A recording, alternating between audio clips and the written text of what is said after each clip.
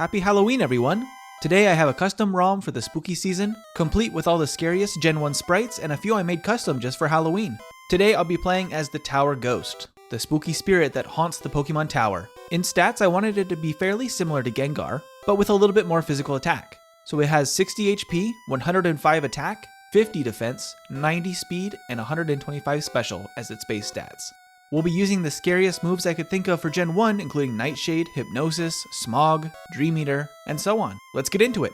So we'll have Ghost today. I named this Yurei in the ROM because I needed it to be not just Ghost, because that's used as the type in the ROM.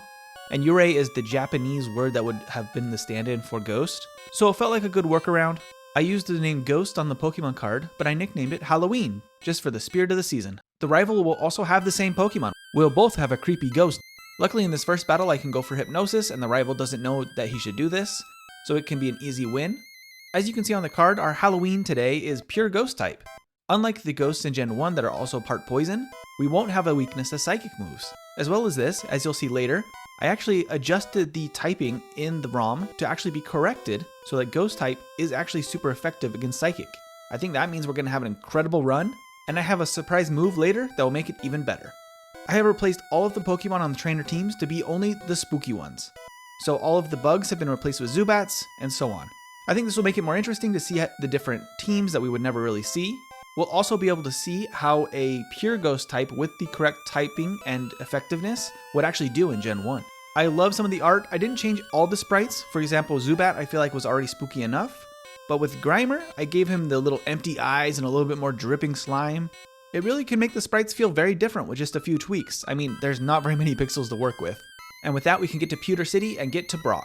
So usually, Brock would be very easy for Ghost-type Pokemon because even though his team is Rock-type, they have all normal-type attacking moves. But today, he has a Cubone and a Marowak, which is actually a pretty big upgrade because Bone Club is going to be able to do decent damage. In fact, in my first attempt, I got too focused on just trying to put it to sleep. Brock has 5 full heals per Pokemon, so you have to put it to sleep a lot of times in order to actually get this to work. I was obsessing over the Hypnosis a little bit. I realized that was a mistake. So my second attempt, I don't try to do that on the Cubone. It was just not worth it. But I know that I'm going to need Hypnosis for Marowak. Its Bone Club and Bide can both hit pretty hard, and it could easily knock me out. I also designed Marowak to kind of have a Sugar Skull, like Day of the Dead type look, which was fun. And we'll see some more customized sprites throughout the playthrough. So I slowly use up all of Brock's full heals with Hypnosis. Eventually he runs out and I can actually put the Marowak to sleep and then knock it out over a few turns, and we can finally beat Brock. In Route 3 we run into this youngster who has a Ghastly today instead. I used the red and blue sprites for Ghastly and Haunter because they are actually really good. I really like them. They're extra spooky. And when Ekans comes out, you can see he's got his little fangs and his mouth wide open from the red and green sprite. I really like this one actually. And after Ekans we're able to learn Lick. So Lick is the only Ghost type move in Gen 1 besides Nightshade. I didn't start it out with this move. I felt like it was almost more of a signature of the Ghastly line, so I almost didn't even give it to Ghost. But since that's the only really damaging Ghost type move besides Nightshade, which is set damage, there was really no way around that. We also have a custom sprite for Paris in this next fight, without the pupils and with bigger, wider eyes. I feel like this line is also really creepy with the whole mushroom zombie aspect to it, and the big wide eyes actually really add to the creepiness of this one. Since I did base the Tower Ghost on Gengar's template, it is a medium slow growth rate, so we're going to be very powerful very quickly, and is getting a lot of experience from some of these Pokemon. And in Mount Moon, we're going to run into a few new Pokemon, including Drowsy. Now this Drowsy sprite is terrifying to me. This is already one of the creepiest Gen 1 sprites. This is from Red and Green, but then I removed its pupils in its eyes, and man, that is a weird looking thing. You can really see how much better it is when Ghost moves actually can hit Psychic types. This thing is going to be way overpowered. Later in Mount Moon, we can run into this Rocket that has a Golbat instead of Eradicate, but I just used the regular Golbat sprite because look at that thing. Oh man, that is awful. We run into a Paris which we can catch. This is a great HM Pokemon for Red and Blue. And I will name this KV Lay after our subscriber that joined our live stream. Thank you so much, KV Lay, for getting in the live stream and having fun with us. As always, I'll be naming these HM Pokemon after my subscribers. Thank you so much, everybody, for being subscribed, and make sure to like the video and get subscribed if you want to see your name pop up here. And if you get in the comments, I'll be able to see your name and you might have a better chance to get in here. So get involved with the channel. You're awesome. And now it's time to fight the Super Nerd before we leave Mount Moon. Zubats are always kind of annoying, but they're so iconic as the little bats of this world. And then Coughing in red and blue has an incredible sprite actually. It's kind of backwards because its skull and bones is on its forehead instead of on its like belly, which is a little bit weird, but I thought this was a good template actually to make it extra creepy, and I think it worked out really well. We're not quite ready for Misty yet, so I'm gonna head to the rival instead. And here we get another look at this great Golbat sprite. Man, look at that tongue. It's just all slobbery like that. They really put some work into that thing to make it just crazy looking. Here as I defeat Golbat, I actually get to learn Smokescreen. This is another move that felt like it was in the Halloween spirit with like smoke machines and spooky mazes. It felt kind of right. Paris is actually a bit of a problem in these fights now because it actually learns Stun Spore, which can paralyze us and cut our speed as well as make us less consistent. The Ghastlies though are not a problem because Lick is super effective against Ghost type, so it's kind of like Dragon type where it's super effective against itself. This is actually very helpful for us though because we get to be super effective against the rival's Ghost as well. And with Hypnosis, it can't hit us, but we kind of have a glass cannon situation. Whoever hits each other first kind of would get the win here. And then I can start fighting the trainers on Nugget Bridge. We're already leveling up pretty quickly, which is nice to see. And while these trainers aren't super fast because we don't have a really hard-hitting move yet, it's pretty consistent. Hypnosis is great, Smokescreen can kind of mess up Pokemon I'm worried about, and then Lick does great damage against Psychic types, including the Drowsies, which, man, they are awful looking. The Cubons are so cute though. The Skull and Bones theme to Cubone felt really right for Halloween, so I included him, but man, he's a little cutie. As we finish up Nugget Bridge and leave Bill's house, we can head over to Misty. Now Misty is going to have a custom team today, so let's take a look. Instead of Staryu, she starts with a Kabuto. Now this thing's sprite from red and green is crazy. Like the glowing eyes, the creepy little hands. It's a creepy little thing. After we knock that out, she sends out Tentacruel, which I think could have been a real problem at a lower level because this thing's actually pretty good. And Bubble Beam is a great move for it. Luckily, because of our level, it's not an issue and we can head toward Vermilion City. We can fight the Rocket on the way out of town. And we get another chance to see a creepy Drowsy. Actually, he has two of them today. But luckily, because of the ghost typing, not a problem at all. And we can pick up Dig. Unfortunately, ghosts can't dig, so it's going to be on our HM users today. With that, I'm almost to Vermilion City. I can knock out this team of Grimers instead of Pidgeys that this trainer has here, and we can get to the SS Anne. I am actually not picking up much here.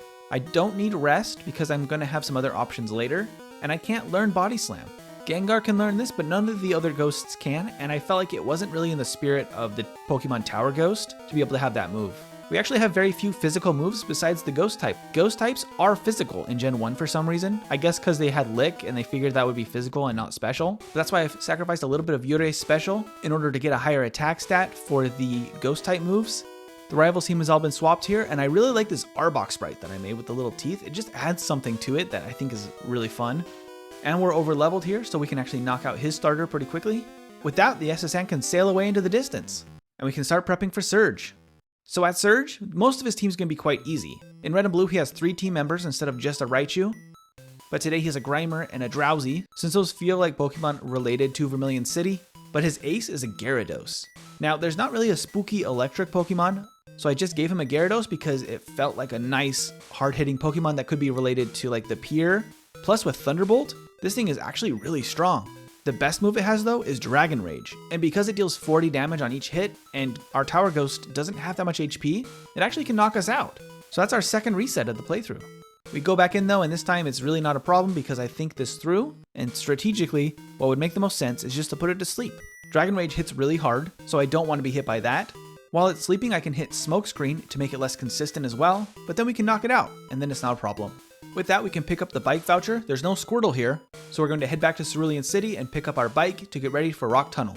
On the way to Rock Tunnel, I can fight this trainer that usually has Grass-type Pokemon, but she has Drowsies and Cubones today. But here I level up to level 30 and I get my best move of the run today, Shadow Ball. Now this is going to work basically the same as it would today. It's going to have 80 base power, 100% accuracy, 15 PP, and it has a chance to drop special, because that's already built into the game, as well as it feels fair for this move. It is a physical move though, so it's not going to help that much to drop somebody's special, except they'll do less damage to me. The self-destructing hiker actually can't self-destruct today, and he has a Mr. Mime. Look at that thing sprite. That is a creepy sprite. I didn't even change that one, I don't think. It's just that bad. When we get to Celadon City, I will teach Thunderbolt to our Ghost. So I did keep this from Gengar's Learn set. I think it's just a solid, powerful move from a Ghost, just a blast of electricity, and it will be really useful in this playthrough for some coverage. With that, I can run my errands and I can pick up my vitamins that I'm going to want to use.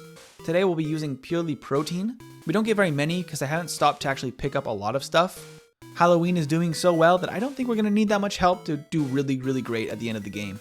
We will, however, need to catch a flyer. I didn't catch one early in the run, so we're going to stop here and pick up a Doduo. Unfortunately, besides the Paris that we caught for Dig and Cut, we don't have a lot of spooky Pokemon that can fly or surf. So for these, I'm going to have to use my normal strategy of just a flying type and then the Lapras in Sylph. I named Doduo Not Soar. Thank you so much for being subscribed and getting involved. You're awesome.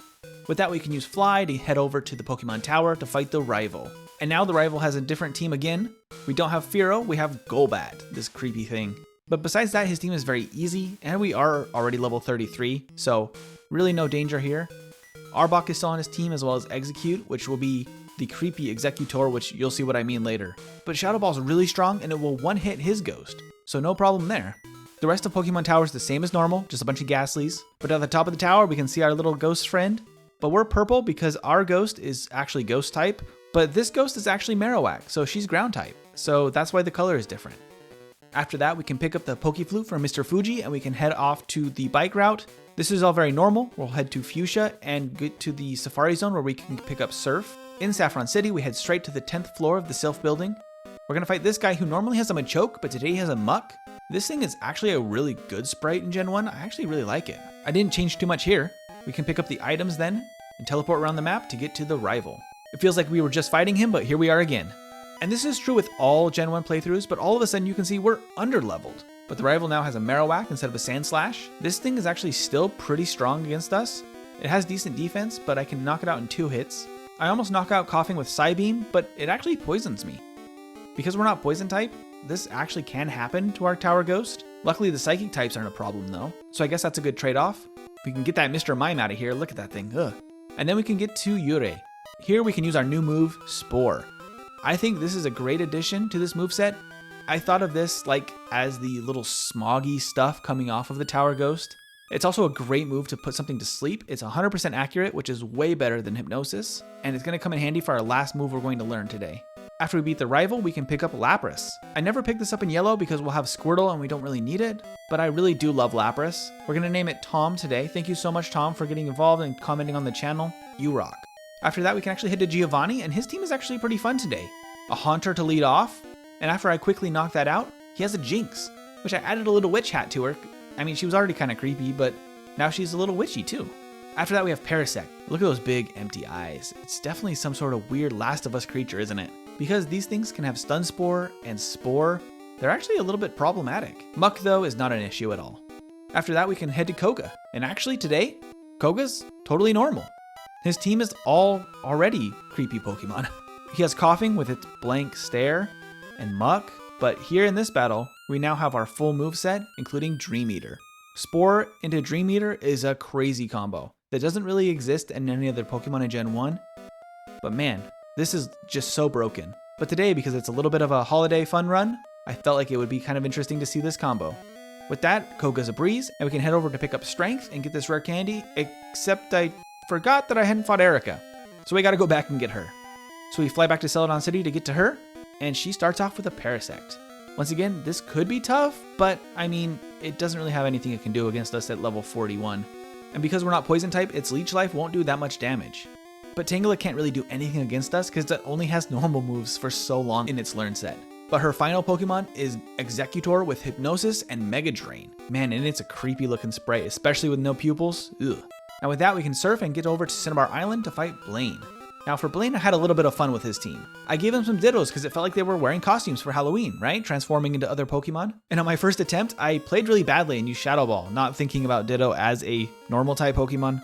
I think I was thinking a couple steps too far ahead and was thinking it was already a ghost because it was going to transform. I got in my own head. And that actually makes me lose because it transforms into me, outspeeds, and then hits Shadow Ball. I did not expect that. So that's our third reset for the playthrough. After the Dittos, he sends out Rapidash, which I inverted the colors to make it look like a nightmare, you know, like a flaming black evil horse, which I think turned out okay. And then his ace is Charizard. Now, Charizard's not exactly spooky, but it is definitely like the most intimidating, scary-ish of the original starters. I used its yellow sprite specifically because it looks like an evil dragon, and I kind of like that. I'm using Shadow Ball instead of Thunderbolt because I was a little slow here. And then I put it to sleep and then realized, oh wait, I should just use Thunderbolt. After that, we head to Sabrina, and she has an interesting team today. She has a Drowsy to start, which already creepy. and then a Haunter, but I really like his sprite in red and blue. I think it's kind of cool. And after that, she has a Hypno. I think the worst sprite in Gen 1. Look at that thing. Granted, this is the red and green sprite, but look at that thing. And then a Mr. Mime, which is really no better. That is a creepy team. Giovanni, I didn't have a lot of options for as far as ground types, so I kind of mimicked him after the Team Rocket standard Pokemon. He starts off with a Golbat, and then into Arbok. I looked at Arbok's other sprites in other generations to try to get some ideas, but actually his Gen 1 sprite is pretty intimidating. Muck follows that, but it's kind of a breeze. Then he sends out Marowak, our one ground type Pokemon that we have in this set of Pokemon I'm using today. It definitely is the best one here. Then after that he sends out Weezing, which is once again not a problem because of Dream Eater. But with that, we've completed the gym challenge. We have everything we need to fight the rival and then the Elite Four. So on Route 22, when we meet the rival, he's going to start out with a Marowak. This thing actually can't do anything to us anymore because it's forgotten its ground type moves. So a little bit unfortunate there. He has a Parasect that could inflict status moves, but doesn't end up doing anything. He still has a Coughing at this point, which kind of just goes down without problem. Execute kind of does the same. He still has that weird Mr. Mime, but luckily that goes down. And once again, the starter isn't a problem as long as I hit first. And with that, we're ready for the Elite Four and to finish the game. I use a couple rare candies before I head into Lorelei at level 50. She leads with a Jinx, but Shadow Ball is incredible for this. It's super effective and physical damage, which is really good against Jinx. She still has a Cloyster, and this thing's red and green sprite is definitely weird. She then has a Gyarados, which is a great water type Pokemon, but it has a huge weakness to Thunderbolt. After that, she has another Jinx, which is just because she is the only person really with a Jinx that we see in most playthroughs, so she gets 2 today. And then she has a Tentacruel as her ace with Blizzard, which actually it does really good damage. Luckily don't take too much, but she could have easily been another reset for us. Now with that, we have Bruno. But today, Bruno's actually maybe better than he normally is. Granted, it's not that hard to have a better team than his red and blue team. It's pretty bad. He then sends out Kabutops, which is really cool, and I think it's kind of in reference to like a Psycho-esque, like with the knife hands. Well, at least I think so. And then he sends out another Rapidash, another Nightmare, which actually isn't an issue. It could have used Fire Spin though. His Marowak has Bone Ring. I don't know what happened to the rivals to not have this, so actually pretty decent. And then his ace is a Muck, which, to be honest, not really that much worse than he normally has. So after that, we head to Agatha. But Agatha today is going to be completely normal, actually. Her team is already all spooky Pokemon. She's kind of the spookiest of all of the trainers in Gen 1. Her whole thing is kind of being the creepy old lady in a weird cemetery thing in the middle of the Elite Four. Don't really know if there's an explanation for that. A little bit weird. Are those actual gravestones? I don't know. But with a combination of Shadow Ball for all the ghost Pokemon, as well as Spore and Dream Eater for the poison Pokemon, it really isn't a hard fight either. But after that, we have Lance. And Lance's team is going to be a little bit different, because all the dragons are kind of goofy. They're not really spooky. So today, he still starts out with a Gyarados, because Gyarados is pretty intimidating, but goes down quickly to Thunderbolt. But after that, his team's kind of random. He has a Parasect after that, to try to set up any statuses if he wanted to. And then he has a Ditto, because Ditto proved to be kind of a problem if I misclick. And then he has that Hypno, with that weird looking face. And then his ace is a Charizard. It's kind of the most creepy dragon I had for Gen 1. I tried to find a creepy sprite for Dragonite, or a creepy way to do that, but he's just so goofy and cute. Plus his red and green sprite is real goofy, so couldn't use him. After that, I only have the champion left. Once again, he starts out with a Marowak, but this thing has Sky Attack now? I think it was supposed to be on his Pidgeot, but kind of interesting combination there. From there, he sends in Mr. Mime, which isn't a problem because of Shadow Ball. And then another Tentacruel, which I do like how imposing this sprite is. Kind of fun. And then he sends in Rapidash, which is a scary stand-in for his Ninetales, but it can't do much besides Fire Spin. A lot of these red and blue learn sets just are not that good by the end of the game, unfortunately, because they would just use whatever learn sets the Pokemon normally had. And some Pokemon, especially Stone Evolutions like Exeggutor, don't have much. But Exeggutor still has a crazy looking sprite. And with that, it's only another Tower Ghost left, but we can just one-shot it, and we're done with the game. And that was our Halloween version. With our spooky Pokemon sprites, I think it was a fun time. Thank you everyone for watching. I hope you have or had a wonderful Halloween. Maybe try to watch a scary movie tonight, and have a wonderful day.